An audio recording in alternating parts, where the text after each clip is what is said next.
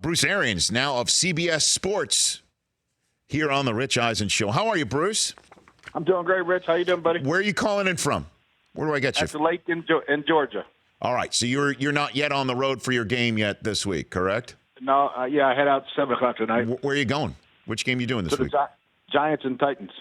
That is a big one for the Titans, Bruce, right? I mean, yes, it is. They got to have it. And so do the Giants. You know, it's kind of, they're still there. All right, so Bruce Arians here in the Honda Insider Report on the Rich Eisen Show. What are you seeing from the Titans? What did you see looking at the film, I guess, against Jacksonville that we really hadn't seen from Derrick Henry all year long, Bruce? What do you think of the Titans' viability as a playoff team here? I like them, mainly because of their defense and they can run the football. It was kind of a breakout game for Derrick Henry. I guess not even 60 yards in any other game. All of a sudden you pop out with over 200. And obviously the 99-yarder, about 5 stiff arms were pretty impressive. But he's that type of back. They have, Marcus Mariota's playing better. It's a big game for them because he hasn't played well on the road all year. And, obviously Houston sitting at the top of that heap, and you know the division intimately from your time with the Colts. When you see Andrew Luck and what you're seeing from Andrew Luck this year, as good as ever, correct? When you say he looks just like the guy that you were interim coaching back in the day, Bruce? Oh, I don't think there's any doubt, Rich. I mean, that's my wild card team right now. If somehow they get in, that road win at Houston, that's like a playoff win. So they're already playoff tested. If they can get in, they're going to be tough. So you like them out of the entire on the outside looking in the hunt? Yeah, right now. Sixth seed. I hope that game comes down to the Tennessee versus the Colts for a playoff picture. I think that'd be a great game. Yeah, that's week 17. That's week 17 right now. Yeah. What do you think of our poll question? Which team currently 6th seed on down in the NFC has the best chance to make it as the 6th seed right now, Bruce? I don't think it'll matter. They'll be the first ones out. I really don't. I don't know. No kidding. You don't think any of them has a shot to go into Chicago, essentially, or Dallas and winning that first playoff game? No, not. I mean, they could be 7-9, whoever gets it, or 8-6-1, or whatever it is. I mean, it's crazy. I would have always said Minnesota, but their defense didn't show up last week. Hasn't shown up for a few. Kirk Cousins, obviously the offensive problems. You never count out Aaron Rodgers, but I mean, there's just no one there. If the Giants pull off this upset, they could sneak in. Mm-hmm. Although they're favored in this game. They are. I mean, because of the way that Saquon's been running. Bruce Arians here on the Rich Eisen Show. Let's get into some other storylines in the NFL. Bruce, Honda Insider Report, Bruce Arians. Well, to the best of your ability, what do you think happened with Ben Roethlisberger on that sideline? And just knowing Ben as you do, or what's going on within that locker room, it always seems like there's something we don't know about with Ben or what's going on in that locker room. What do you think happened with him and the rib injury and the X-ray not being readable, and he comes out and he stands around but then goes back in? What do you think happened? I would have to think it was something to do with the doctors and trainers during that time trying to get a viable answer on what was wrong. Knowing Ben, he's saying, I'm good to go. And somebody was holding him back because, I mean, I don't think they really wanted to see the other quarterback play that much. So, I mean, that was a big loss for them. Is that what happens on the sidelines? Is it where someone comes to you as the HC and says, we don't know, and you look at the quarterback who's standing there after he jogs in? And I mean, walk me through what happens on a sideline where that actually... Yeah, I mean, normally it's with a concussion protocol, or the trainer will come up and say, so-and-so's out. I said, what do you mean out? He's out for a moment. Well, we're going to get back to you. He's not out totally.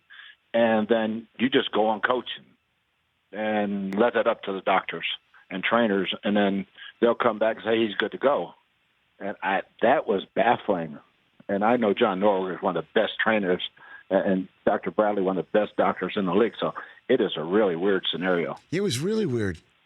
And then, I'm wondering what's going on in that locker room with this team now on the brink against New England. What is Tomlin like in these situations? Best you can Mike's tell, very, Coach. very calm. Very calm. Doesn't blink. Goes to the next game. I wouldn't be surprised to see the Steelers play their best game of the year. That's just the way they are. They love drama. They sure do. Bruce Arians here in the Honda Insider Report. What is the challenge now in Minnesota, changing an offensive coordinator with 3 weeks to go? What do you think the Vikings offense is going to look like differently, Bruce? I don't. Well, you can't change what you're doing, but you can change the number of running plays versus the number of pass plays. And I think that when I saw Mike Zimmer's face on the short yardage play, they threw the ball, and it was like, it's over, And I think Kevin's going to go in there, and I think they'll try to establish the run to get that passing game going. So what do you mean by it's over? I could just tell it was over for John DeFilippo when I saw Mike's face when he didn't run that ball. No kidding. That's the that's the sign that you got? I was just looking at Mike Zimmer going, oop, he's had enough. Have you ever given a coach that look, Bruce? In college. At Temple, I fired my guys every week. What do you mean you fired them every week? Oh, I did. I'd fire one or two of them every week, and then after the game, we'd have a beer. Okay. That's good insider stuff. It's good insider stuff. So, Freddie Kitchens, your guy that's now coordinating the offense in Cleveland for Baker Mayfield, what has he done, do you think, to unlock and unleash the number one overall pick in a way that was unable to be unlocked sustainably? They've got a great rapport. He's given Baker a lot of input. And when you let your quarterback come in and pick plays and have input, boy, it adds to his accountability. He feels a part of it. He feels like it's his offense. Freddie's done a great job, and that's what we've always done with all our quarterbacks. When I went back and coached him at Alabama, it was like, hey, what do you like? What don't you like? Tell me what you don't like so I don't call that. And they just have a great rapport. Every play that's coming in, Baker likes it. And, he was really impressive in the second half of Houston when we had them a couple weeks ago after throwing 3 picks in the first half and then coming out for throwing over 350 in the second half.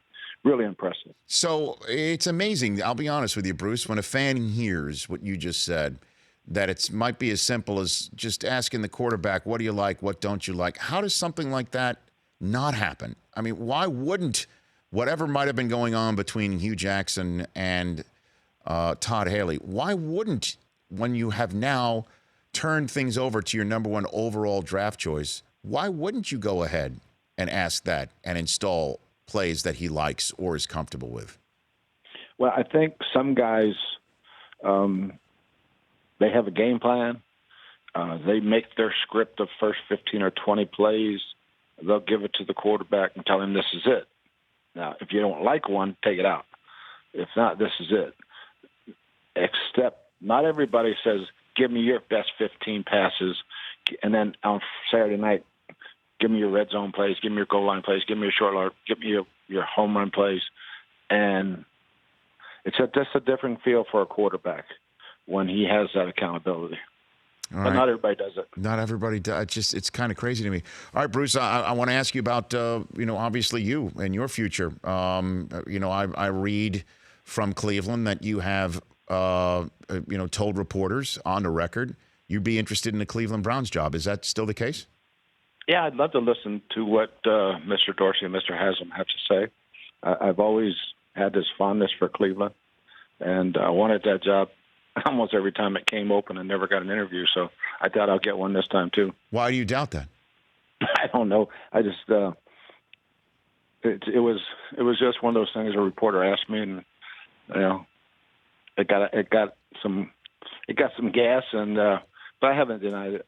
Well, so let me walk through this one by one then, if you don't mind. What do you like about Cleveland? What is your affinity towards the number one?